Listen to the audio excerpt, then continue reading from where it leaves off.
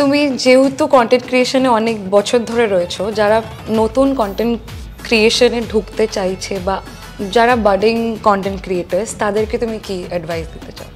আমার মনে হয় শুনতে এটা খুব বেসিক অ্যাডভাইস মনে হতে পারে, but I feel this is very important. আমি এরকম অনেক মানুষকে দেখেছি, ইভেন আমার সময়ও আমি যখন শুরু করেছিলাম তখন এরকম অনেক মানুষজন ছিল যারা আজকের দিনে দাঁড়িয়ে আমি যদি তাদেরকে দেখি, তারা এখনও হয়তো অনেকে ছেড়ে দিয়েছে, অনেকে ওই সেম সিচুয়েশনে পড়ে আছে, অনেকে মানে আর তারা মানে পারছে না এরকম একটা অবস্থা। বাট আমার মনে হয় ধৈর্য শক্তিটা খুব ইম্পর্ট্যান্ট।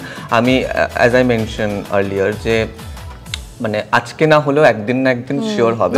হ্যাঁ, ওই ধৈর্য শক্তিটা রাখা উচিত। অ্যান্ড অফকোর্স আমি মানছি যে অনেক সময় সিচুয়েশন ডিপেন্ড করে, অনেক কিছু হয়ে ওঠে না, বাট যদি পসিবল হয় একটু ধৈর্য রাখো, হয়ে যাবে। মানে তোমার মধ্যে যদি ক্রিয়েটিভিটি থাকে, মানে তুমি যদি অর্গ্যানিক কিছু তৈরি করছো, আমার মনে হয় হয়ে যাবে একদিন না একদিন।